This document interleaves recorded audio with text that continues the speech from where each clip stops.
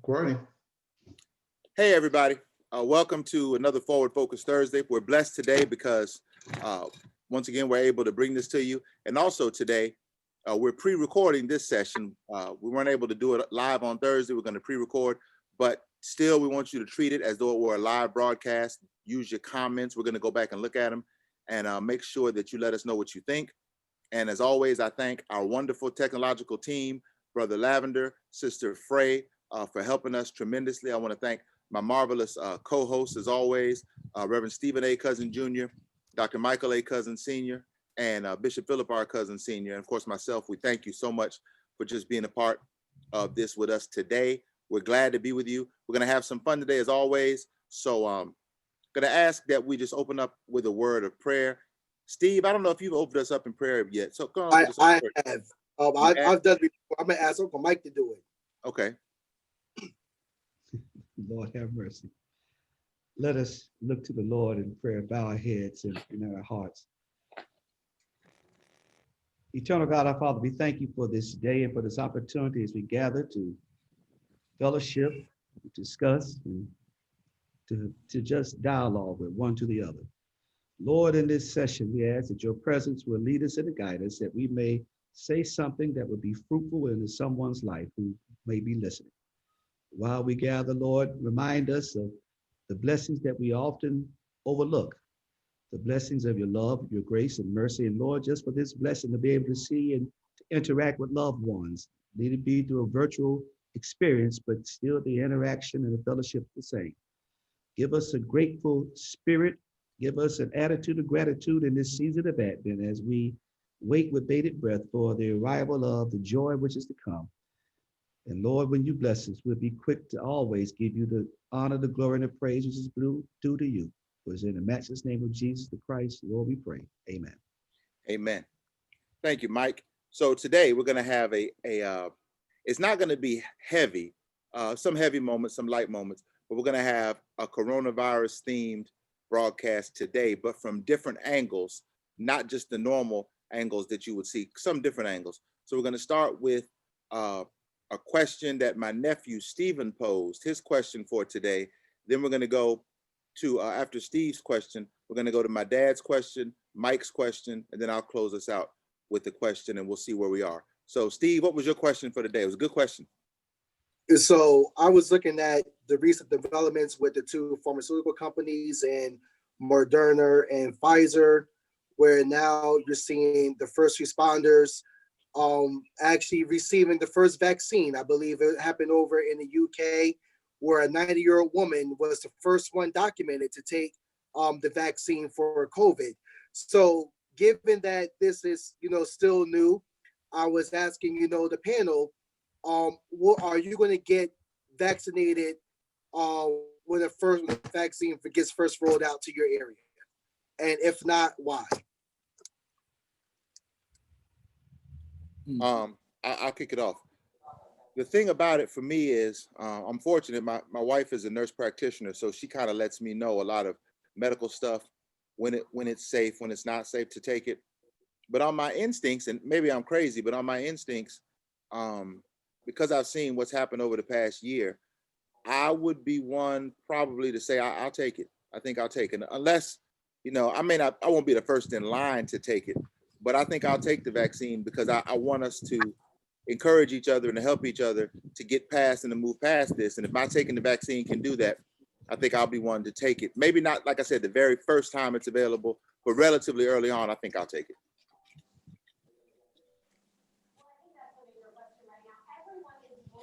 Well, for me, I've heard persons describe it as if these vaccines are being developed like iPhones, which version will you take? In the triangle here, you've noticed that most of that production is being done around here in the triangle. And so with that being said, we are receiving some information about it. And on the 14th of this month, Duke is making it mandatory that all of its workers take the vaccine. And I have a few members who do work for Duke, and they'll be taking the vaccine. So I think for us, for me, yes, I would take it when it is offered. As I'd rather have it and not need it than to need it and not have it. I guess I, being the oldest one and being in the high risk area, I'd have to pray over it real hard and make certain I would not want to be the first nor the last. I want to see what the reaction is to those persons who have taken it first. How does it affect them? And is there any chance for any repercussion from having it from those persons in my age group? So I want to see the people in the UK who took it were in my age bracket, and I want to see what happens to them. How do they survive? If they survive, if a few others survive, I might consider taking it. Not the first, but I would consider taking it. Steve? But I'm not going to be the first one knocking at the door. I'm more cautious than anything else for a vaccine for us to have be declared a pandemic in March, and now having the vaccine by the end of the year, where in the beginning they say it may take at least 18 months to develop. You know, great that there is vaccine. We learn more about this virus, but you know, now moving to this next phase, I'm more cautious that I'm going to watch our first. Thankful that we're able to take something, but I'm going to wait. No problem right now wearing the face mask, distancing, but I'm thinking maybe around June, where I may be able to may take it then, but definitely not be the first one to do it. Okay, But now, I was curious, just another question. Do you think, Uncle Mike, you alluded to it, do you think the state or the federal government going to make it mandatory like they do with tuberculosis or chickenpox, what have you? Would this be a mandatory vaccine for, children being born? I think down the road it may very well be because of the devastation of it. This is the worst pandemic in the history of this country. Now, the scary thing is, 2 years ago there was a story done by 60 Minutes with Dr. Fauci, and he predicted something similar to this 2 years ago. He said that in terms of the way viruses are mutating, and the point that he made at the end was that this is just not the end, but we're going to see more reoccurrences of this until we really take serious the measures of social distancing, wearing masks. You have people saying now it goes against my individual freedom or my rights, but your rights are governed by the community in terms of making sure that what is the good, is it for the good of the community? And I think there will be some, I would just say mildly, there may be some push on it to make it mandatory, because think about it, this thing has affected not just our economy, but our world economy, as well as, think about it, we're going into the holiday season. Well, we're in the holiday season, and we have yet to see the aftermath of Thanksgiving, with Christmas rolling around, with more travel, more fellowshipping. You have people who are disregarding the protocols and just living life as if it goes on. For persons like myself who have a compromised immune system, there's a great deal of angst that I'm doing all I can. Why can't you? So I think mandatory depends on what we see over in Britain, Stephen, and what Canada does. Canada is just getting ready to roll out now. So the greater question is, why is it that their governments are taking this more seriously than our own? well, and what I was going to piggyback on that with Mike is, as a leader, it sounds like all of us are going to sort of encourage our people, those that listen to us and our spheres of influence, to take it, at some point. But how do you deal with, and how do you combat the anti-vaccine people that are just against it? Because you've got a lot of those out there that just don't do vaccines at all, period, won't do them. How do we wrestle with that? You're going to I wrestle with don't know if you that can. after January 20th. You wrestle with that after January 20th, when the person who is the leader of the free world, who refuses to listen to science, when we have a change, then you will see a difference. That's how you deal with it. Okay. Steve, you gonna say something? I mean, the only thing I was going to say this. The only thing I don't like, especially with the Black church, is that how the government, when the vaccine's now being rolled out, immediately what the governors want to do is go to the churches to advocate for the vaccine to make sure our people, take it. But I'm thinking about from an economic standpoint, with regarding the PPP loan that came out earlier in the year, where a lot of churches got phased out of actually applying or even being accepted. So we couldn't get the help from the economic side, but now you want to try to give us resources or come to our churches to actually promote, taking the vaccine. I just think that it's kind of, backhanded, where you say that we need to take it, but yet you're not willing to help us when, we're struggling during this financial times as well. Dad, you got anything? Now, Steve, the reason being, you see, the Black church has always been like a mule that takes the load and never gets any food. It plows the whole field, and when it gets to the end of the line, no food, and somebody who has done a thing gets everything. It is really interesting to see, even and as much as I favor Joe Biden, I do not understand how he could make Austin Secretary of Defense, knowing that he's going to have a fight with the waiver from his own party, who has said they will not vote for someone who has not been retired 7 years.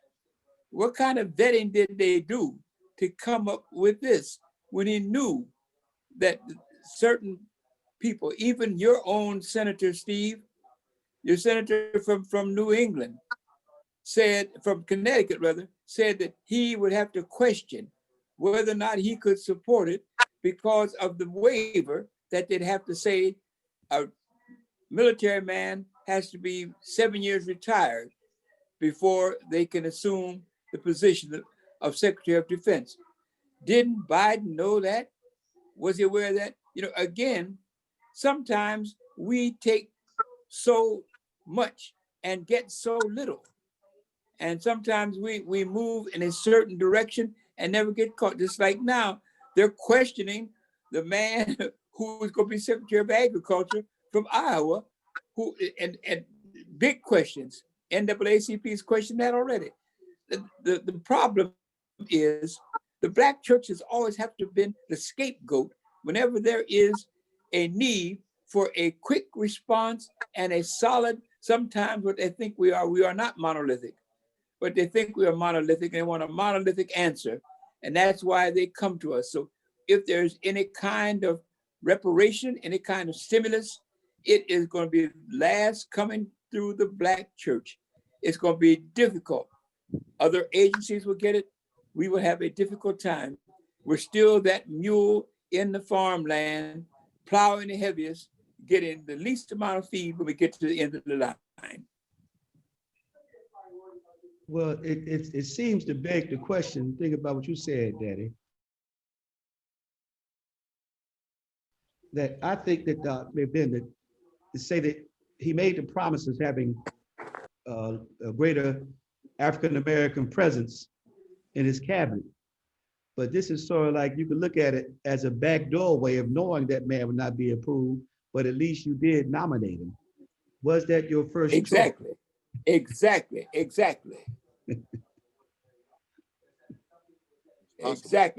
That I nominated one. If he didn't get approved, don't say I didn't do it. I nominated him, and I have lived long enough to gone through that all the time.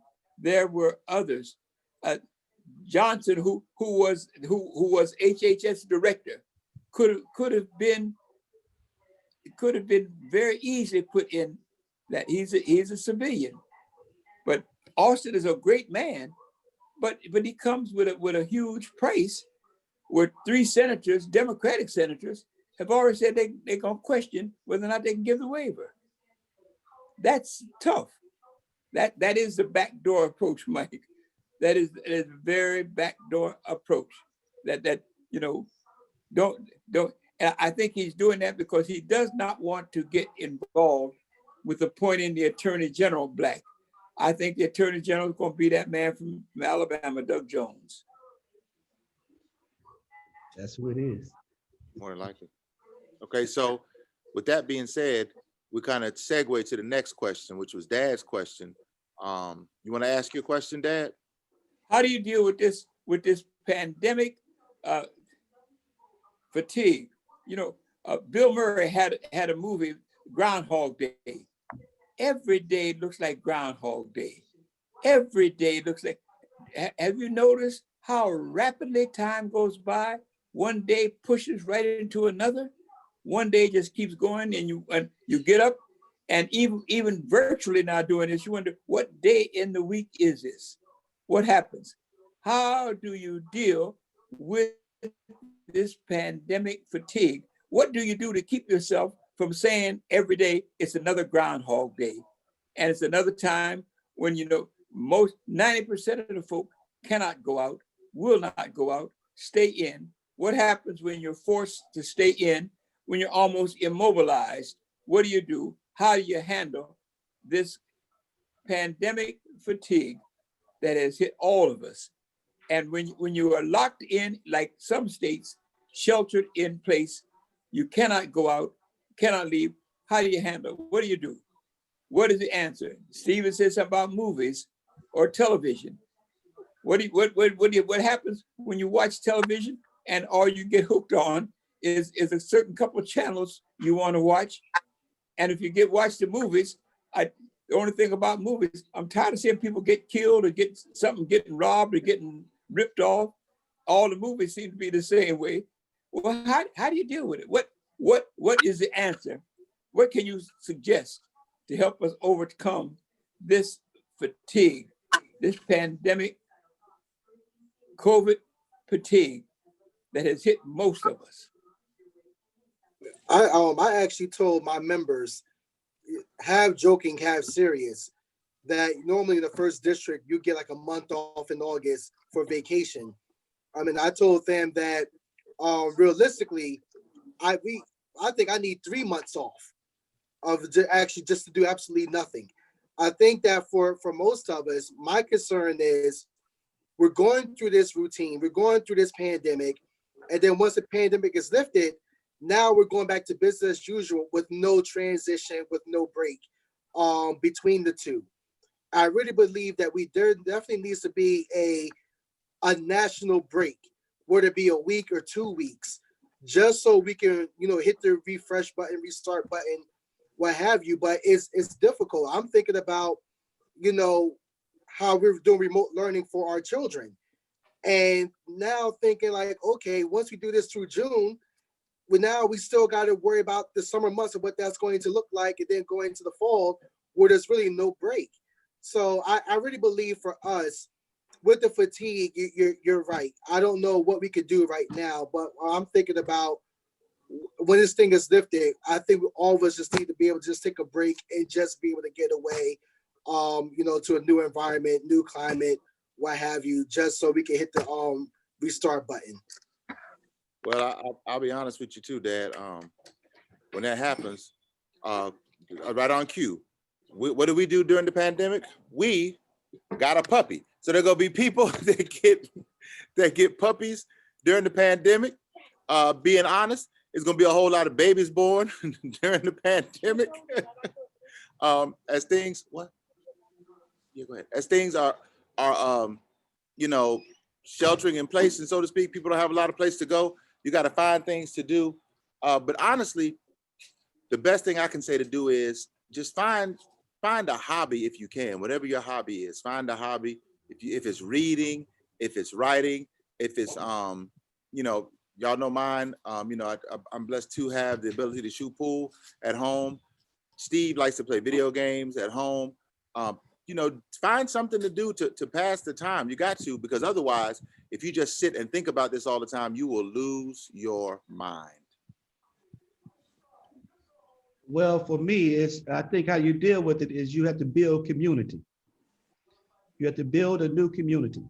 For me, I guess my hobby is just meeting different people, the different places I go to.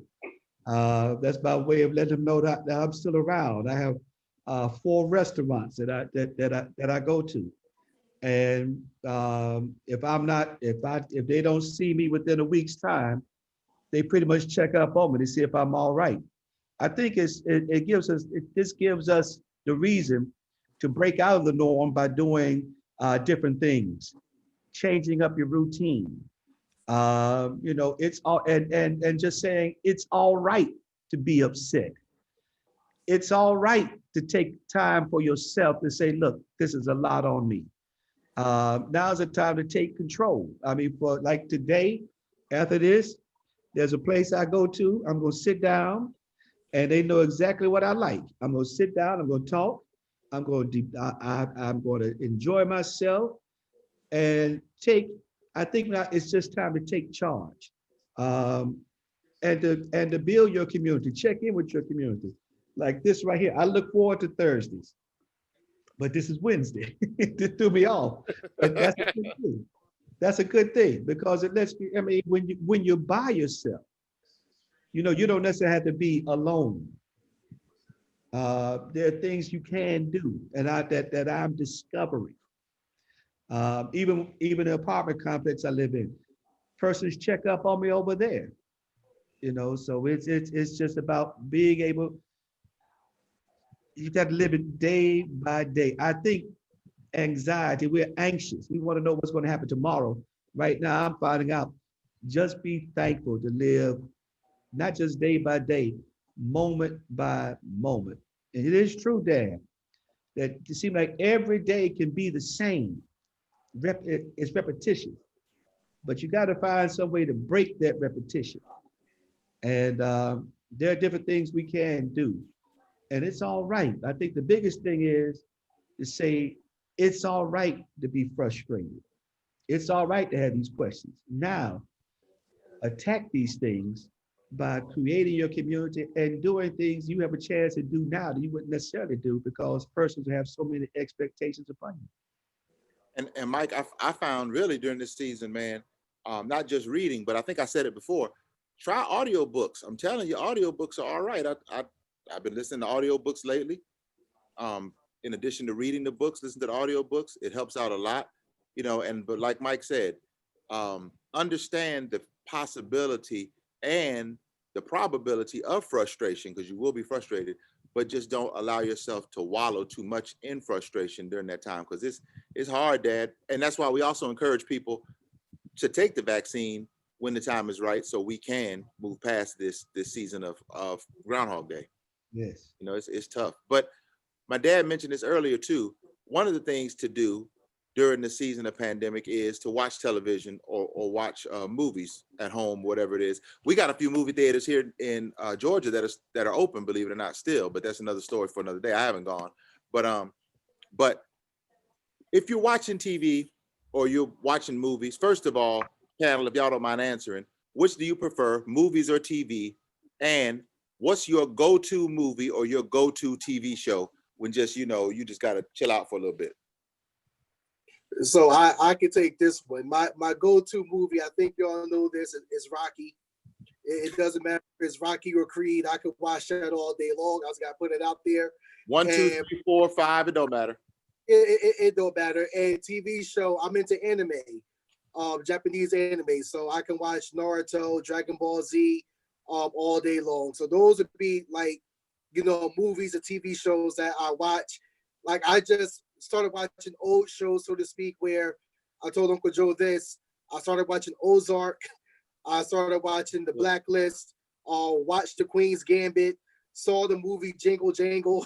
So if it was on Netflix, I probably saw it. That's just how bored I am, during this time. But if it's up to me, if it's movies, it's Rocky. If it's TV, it's going to be Japanese anime. And I tried to watch Jingle Jangle. That's another story. I got to go back at it. I couldn't get through it, man. I kept falling asleep. I couldn't get through. I tried. So yeah, I tried. I'll go back at it again. All right, Dad, I know yours. I know yours with TV. What's yours with movies or TV, Dad? Which one you like? Oh, I movies just don't give. If I had to watch a movie, it'd be The Godfather. And if I had to, but movies, mine. I'm with the TV. CNN, MSNBC. I knew it. And throw in every now and then ESPN, and that's it for me. I'd rather do that than to get caught off. I don't need no more junk, and not saying movies are junk. I get tired of seeing people kill each other, do all kinds of crazy stuff, run all kinds of. There's enough crazy in the world already without me having a diet of craziness, of people doing stupid stuff. I see enough of that stupid stuff every day without having to watch it. And the problem is, it then becomes a way of becoming the reality of what you look for. I ain't looking for no jingle jangle, jungle jingle, or whatever it is. I ain't looking for no TikTok or talk tick or whatever that is. It is doing the kind, social media is doing the kind of damage. I think that is going to be, you're going to see it in your children. You're going to see it in your grandchildren, the damage that social media is doing. I see it in my children and my grandchildren, what social media is doing. And if it's doing that to you now, what in the name of heaven do you think it's going to do to your children and your grandchildren when we're stuck with trying to virtually learn? And instead of virtually learn, they turn on some TikTok, some hip hop, some junk, and don't know what in the world they're doing and cannot hardly read their way out of a book. It's difficult. It's very, very difficult. So don't ask me. I have not been to a paid movie in I don't know how many years. I have not watched a straight movie. I don't know how long. Not like now. My wife likes the movies. That's her second way of getting out. Everybody is different. I don't like it. She does. So she gets her iPad. She gets Netflix. She gets the movies. She got certain channels. She watches in one room. I go in the other room, turn on CNN, MSNBC, and try to find out, get some kind of, any kind of regularity about what's going to happen with the crazy folk who do much to disrupt the world as it is. So that's my doing.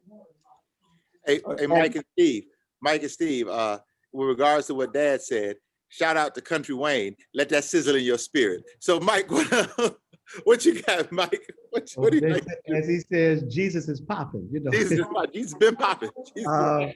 well, for me, let me take it for another. I like Netflix. I like CBS All Access. I like Hulu. But I'm just gonna I'll be the fly in the ointment. I also enjoyed social media with Facebook. I think, Joe, some of your friends even said that. They said if they had a joke, what are the chances that Michael Cousin is not on Facebook right now watching us? You know, so I mean, I've met so many people and have had so many discussions, and so I'm involved in so many pages that we make. We have the discussions, and again with community. Yeah. You know, persons. I've met relatives online. I've met old classmates, and so this has really been a time where, how do I stay connected? Well, I get on and see what's happening. Unlike my father, I just can't sit there and watch CNN because it's like a rehashing of the same issues all day long. And you go to Fox, Lord have mercy. Whoa, oh God. Yeah, that's about fair and balanced. No. But one of the shows I enjoy watching, Love It or List It. I watch the home shows. I'm interested in getting the home. And so I'm looking at tips and learning. And I like Love It or List It. I like House Hunters, and I like House Hunters International. What about Flip or Flop? I love that too, because it shows you the possibilities of dealing with wasted space. Hidden Potential? Exactly, it shows you, it gives you a different perspective of how to see things. Yeah. Especially with Love of the Listed, where somebody would say, look, I don't like this house, but the person come in and said, you're just not looking at it correctly. And when they get finished making just changes to it, it's a whole new outlook. Is that not a metaphor for life, Mike? It pretty, that's the, I guess you can say it is. Depends on, it's like the joke where the man got tired of his farm. And he said, I'm tired of this farm, it's too big. I can't deal with that pond. I got too many cows, I don't know what to do. And so he decided to list it and had a young man come. He said, I want to sell this farm. I'm getting tired of it. The young man walked around and said, ooh, look at this grassland. All this stuff you have here. The farmer said, yeah, it's too big. I don't like it no more. I'm tired of it. The young man said, okay, I'm going to write it up. I'm going to put it in the paper. A week goes by. The farmer looks in the paper and sees the ad. He sees the ad for a place. Beautiful place. Lovely. The fields that you can take many cows. You can graze so many cows. You've got a beautiful home. You've got a pond that you can water stuff. I mean, it's there. All you gotta do is call this number. The farmer calls a number, and it's the young man he answers. He said, what's this place you offer? He said, it's your place. So I mean, so it's just like, it's how you look at things. And for me, I like learning from those shows because I see next year, next year it's going to be some great things. I don't anticipate us staying this way, but I know next year I have some information I've learned to deal with and to, from those shows and from the things I like to look at. You got to keep the spirit up. Because if you watch news, if it bleeds, it leads. And one thing, I know the virus is rising. Tell me something else. It's what you were saying is funny because there's one thing about it, y'all know my hobby. I shoot pool, but I'm always trying to adjust and always trying to change and always trying to do stuff, and that's not always good. Sometimes you kind of got to just ride out what you have.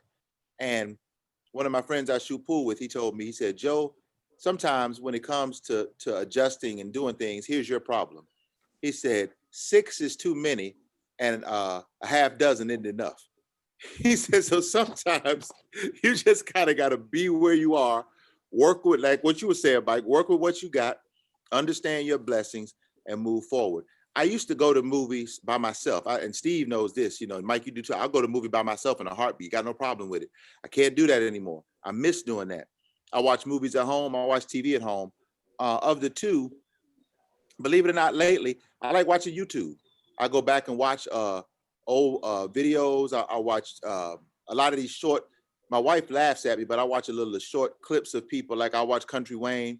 I watch Clayton Thomas Steve from time to time. I watch Corporate Mike from time to time, and I watch these little things. Now, my dad could never, ever do this. He would fly off the handle doing this stuff, but little short, brief things. And I watch the news too. And I love watching the news and I listen to it and watch it a lot.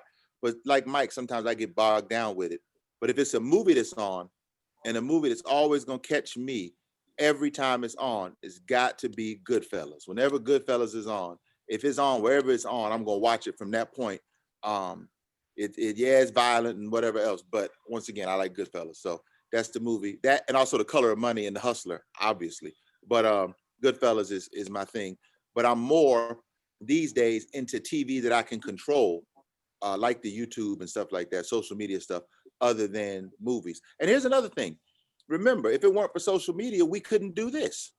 If there were no Facebook, we would not have the vehicle to do this. If there were no Facebook, we couldn't stream live on Sundays. I mean, we could, but there would not be a platform to make it so easy. So whereas it's the devil on one end, it's also an extreme help on the other end. I mean, that's the thing where you have to look at your perspective. Yeah. Of how you of how you were seeing things, social media has provided so many opportunities. Now, one thing, I used to watch ESPN, but ESPN is just becoming a bunch of noise to me now, unless they're showing a game. I can't watch First Take. I can't watch Get Up because it's the same subject. Either they're going to talk about LeBron, Dallas Cowboys. Um, it's very limited. Pittsburgh Steelers. I mean, it's very limited in terms of you choose your conversation that you wish to have for the day. I choose to have something more expansive. I wish to learn something, and I don't want a rehashing of everything. But social media gives me a chance. One thing I discussed yesterday on social media, on the Alabama State page, they have an occupational therapy department now at Alabama State. Oh, that's And great. they showed the class. And out of 30 students in that class, only 2 were Black. Black. And there was a discussion. He said, I thought this was an HBCU. Yes, it is an HBCU. But the court case that Alabama State won in terms of diversity has now been, where diversity for us has been bringing on other cultures and races, but it also brought money into the school. So persons were discussing that. And I just told them, in terms of that's the way the world is. Don't let us suffer from educational gentrification, where we don't appreciate our own institutions. If you want to go to the other institutions, realize that you're turning your back on what you have already established. May not necessarily be what you want. Well, can I just say this real quick? That I know we talk about Facebook, but shout out to Black Planet and MySpace, because they were the original, sites. It was really for, college students during that time, where it was really more just us to connect. Just like I had a Black Planet page. I had a MySpace page. So Black Voices, Black Planet. yeah. I think it was more so for, young adults looking to connect. I think that Facebook took it and expanded it. But remember, Facebook was really just how it started. It was about picking the hottest girl of the week. And you could only actually have a member if you had a college email address. And then they expanded it, to what it is today. So you got to look at its origin story, but I think everything is done in moderation. I think too much of a good thing is a bad thing, but you got to find that balance. I mean, real talk, I'm just talking about me. There are times I like to what we call go up the way and, go play a few cards, just calling it real. It is what it is. But if you go every single day, then you may have a problem. That's all I'm saying. But if you go every now and then, are able to keep everything under control. I mean, with Facebook, I found my wife on here, where grandma said, I'm not going to help you, get in contact with Christina. What I have to do, go on Facebook and look her up to become her friend. And that's So how the rest. Yeah, so I'm it can help. It can hurt. It all depends on how you look at it. Just that's how life is. If you eat, some people love red velvet cake. Eat it too much, what's going to happen? But in moderation, you're good. Well, look, before we move to your question, Mike, I got one thing I want to share with you. You were talking about the occupational therapy class at Alabama State. There was a race for Congress down here at one of the seats in Georgia for U.S. Congress. And the guy that was running, his name, I think it's Rick or Rich McCormick. And white guy running for Congress, Republican. I think he lost though, but running for Congress, Republican. Went to Morehouse School of Medicine. He's a doctor. Got up there and said, I'm proud to call myself a Morehouse man. And so, yeah. And that was discussed on the page. It said, one of the pages, but is he a Morehouse man? I said, yeah, if he graduated from Morehouse. He's a Morehouse man. Like, Mike, talk about, and then we'll get to your question, but talk about the latest thing you put on Facebook that caused a stir last week. Remember, boy, it really got a lot of traction. Oh, it was a young lady who graduated from an HBCU, Langston College. She was in the NAACP. She was on the Dean's List, graduated with honors, crossed Delta Sigma Theta sorority, but she was white, blue-eyed, blonde hair. And so I said, my point was, they see the value of an education that we never considered. Now, I know, Joe, you were laughing at that, but the point I was making is, you talk to any of our young people, when it talks about going to school, what colleges do they consider? And they never really take seriously the HBCU experience. It's sort of like a safety net. I want them to see your safety net is pretty much the first choice for a lot of other people who are coming in and getting a leg up. I had friends with the University of Alabama and told me they had to declare academic bankruptcy. I said, what is that? Because they were not meeting a certain standard, and there were no programs there to help them deal with the education pressure as well as the social pressure. At our schools, there's something known as education and academic bankruptcy. At our schools, Mike, the teacher would call your room if you weren't doing well in class. My teachers at Hampton called my dorm room if I wasn't doing well. They threatened to call my parents. I mean, here I am, 20 years old, and my instructor's like, if you don't do better in this class, I'm calling your mom and daddy. And even at 20 years old, I'm sorry, that puts a little bit of fear in you to do better in school. So you're right, HBCU for me was the way to go. Imagine, Joe, going to school in Montgomery and your father is the bishop of the state. They had so many eyes on me. I didn't, to this day, Daddy won't admit it, but he knew that I was going to Alabama State because the church folk were telling on me. Mm-hmm. And he knows Pastor Todd, the late Pastor Todd, asked me a question one day. And my father was sitting in St. John in the office. So Daddy was asking a question. And Pastor Todd was sitting in the corner. And it was like a loaded question. Because I didn't know that the president of Trenton Technical College was a member of St. John who had connections to Alabama State, who had connections to, amen. So he knew all my business. At Trenton Tech, yeah. Trenton Tech, and so that right there, asked about my grades, graduation, and everything else. They do everything. So that point I was making was that the community that she took advantage of is the community that we often overlook. So like Imitation of Life, the movie, The Imitation of Life. That's a good one. That's always a tearjerker at the end. So that in itself, in terms of that whole thing, you said caused a stir, Joe, because you had a hurt dog a holler. Well, look, and I think we're probably coming up on our time, but the last question I think is perhaps the most poignant of the day, and it's less of a question, somewhat of a question, but more of a commentary, a statement. So Mike, the floor is yours. No.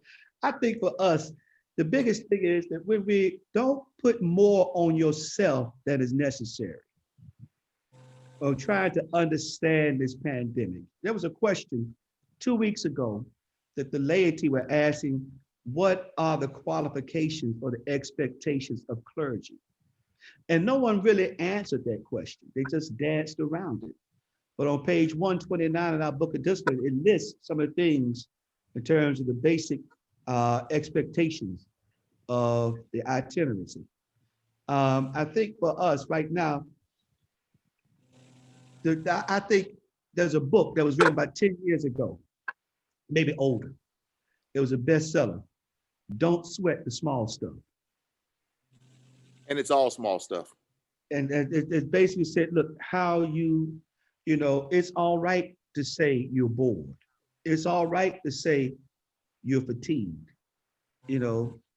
Come tomorrow, it's going to be something else.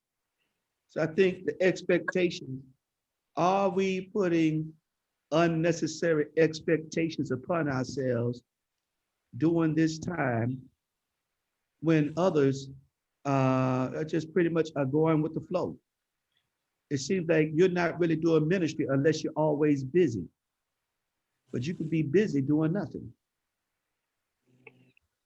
Well, I think that, from how I look at it, no matter what season you're in, I've always had the interpretation or the understanding that, especially for, some members, that you only work 2 days out the week, Sunday and Wednesday for Bible study. And, Monday, Tuesday, what have you, don't really matter because you're not doing anything or you're not supposed to be busy. And I think during this time, at least for my members, they really appreciate the work that I've always been doing. Now that they're not so much focused on the church, given, the routine that we have, now they're able to see what I do outside the church and how they're like, wow, you know what, we really do appreciate and value. We would have never known, had not we been in this pandemic, the work that you put in. So I don't think it's so much unnecessary expectations. I just think that sometimes we just have to be realistic about where we are in our ministry, where there are those who are going to continue to do no matter what season that we are in, but I'll also, caution those who take on too much, be careful of burnout, because sometimes during this season you may overcompensate to try to justify that you are busy, because now the language can be, since the church doors are closed or since we're not really in service, we could cut your salary, or we don't have to pay you.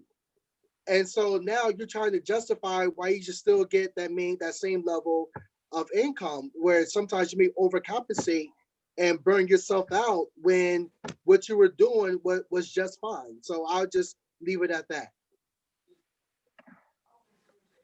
Ed, you want to say anything? No, I'm just listening to three different generations, and how it's amazing how the age differences reflect certain kind of priorities and certain standards. I was just I didn't know my grandfather that much, but the one thing I do remember about him is when he came home at 6 o'clock in the evening, no matter what you had on the radio, you had to turn on the news. Grandma could have stories. The news had to come on. Granddad was home the news. I was listening to I said, my, how much I'm sounding just like my granddad to these boys as he sounded to me. When they say Dad's got to turn on the news, I said, well, that sounds just like what we said about Granddad. Whenever he comes in, no matter what you're doing, and there wasn't up but one radio in the house, so but you had to have that 6 o'clock news. You better not have nothing else on. So I said, that is amazing how different age strata and different generations take things in a different way. You would not expect me to see the same as Stephen, as Michael, as Joe, in many instances. But we all understand one thing, that the difficulties with pastoring are always going to be there. Mhm. The difficulty with being involved in church work is always going to be there.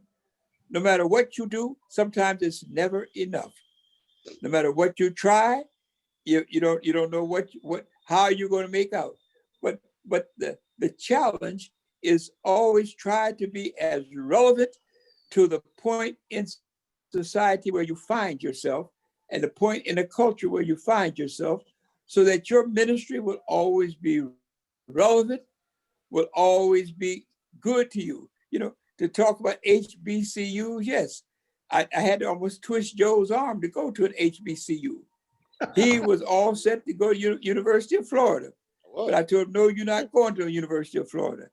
Michael and Michael and David, no problem. I said, you go in there because that's the only place because if you want to talk about having a car, only place you can get one, you better go to an HBC, you better go to Alabama State.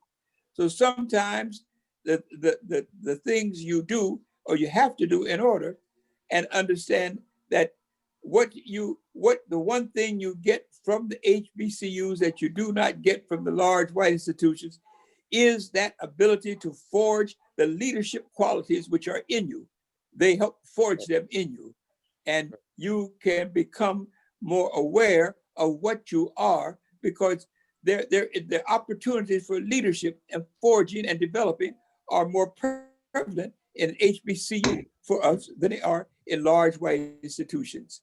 So, but it's been interesting. I have enjoyed listening to the generations. I don't know what they call Stephen's generation. Joe's was Generation X. Mike, I don't know what your generation was called, the baby boomers. And Steve, I guess you're not a millennial. You're on the edge of the millennials.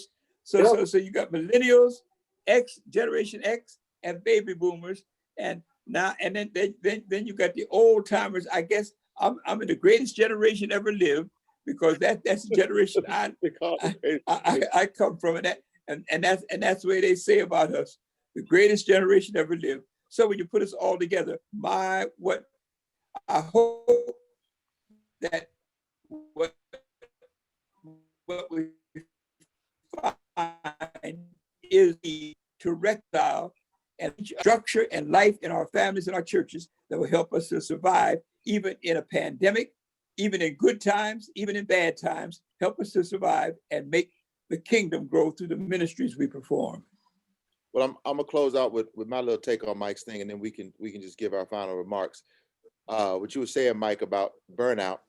When I was pastoring a church, I'm not gonna say which church, but one of the churches I pastored, there was a lady who called me. I was living in a parsonage at the time, and for those who don't know, a parsonage is a home or some kind of dwelling owned by the church, which the minister lives in, the pastor lives in, that's owned by the church, and they have to live in a house that's owned by the church. I was living in the parsonage, and this was before cell phones really got popularized. Yes, Stephen, I pastored before the popularization of the cell phone. So cell phones hadn't really got popularized yet. So this lady called me at the church one day and was livid with me. And I said, what's going on? And she went up one side of me and down the other. She said, I'm upset with you, pastor cousin, a reverend cousin. When people have a problem with you, they call you reverend. When they like you, they call you pastor. If they have a problem with you, they intentionally call you reverend. She said, Reverend, I have a problem with you. She said, I said, what's the problem? She said, I called you yesterday and I couldn't get you. And I said, what do you mean? She said, well, I called you at our house, not your house, our house, the parsonage, our house. You didn't answer. I called you at the church. You didn't answer. Where else could you possibly be? And I'm not going to tell you what I said to her. I'm sure you can guess what my response was. But the bottom line is there's some people that really think that Steve and Mike and Dad, that's all you do is go from house to work, back to house, back to work. And for anybody that's living in the parsonage out there, this is just my take. If you can get a chance to get your own home, get your own home, please. Because living in the parsonage for me was like living at work every day. It was like I could not leave, because every time I was at the church house, I was at work. Every time I was at church, I was at work. I could not leave. And Steve and Mike, y'all are both, and Dad, we've all lived in parsonages. So we know it's not the easiest thing to do. But find some balance in your life. Find some balance in whatever you do for yourself. Get you some stuff you like to do. Don't try to do too much. And do the best you can. Be honest with who you are. Do the best you can do. My saying is, the best I can do is the best I can do. And that's it. And just do the best you can. So, any closing comments from anybody? Want to thank y'all again. We've been on for quite a while today, but we're pre-recording, so I'm sure this can be edited if need be. Nah, I love y'all, and I got to run out, but love y'all. Be safe, and till we meet again. Be blessed, Steve. Be safe. Anybody else? Mike, Dad? I'd just like to say, can you hear me? Yeah. I would just like to say, it was good. Thank you so much for allowing me to be a part, and looking forward to more conversation. I'll let Dad get the final word. I just want to thank everybody as always. Thank Brother Lavender and Sister Frey, and of course, Mike and Steve and Dad, and everybody for watching. I appreciate you tremendously. And please, thank you for being patient with all of us during this season as we're all trying to figure this thing out and go through this thing together. Dad, you got the final word? are just delighted to hear the views of the ministry. The church is going to be in good, safe hands when I have the kind of understanding and interest which I've heard today. So we pray that God will bless us and keep us. Thank Brother Lavender and Sister Bray and Sister Pace for doing what they have done and help us to put the message across. And so may God keep you happy, get you ready for the rest of this season, and may no fatigue or mental heaviness wear you down. Let's work together to bring God's glory to in our homes and in our churches and in our work. Amen. Thanks everybody for joining us. We appreciate you. And also thanks for that, Dad. Reverend Pace wasn't able to be on with us today, but she also is an integral part of our team for doing this. So we thank her as well as Brother Lavender and Sister Frey. Thanks everybody, and we will see you soon. Amen.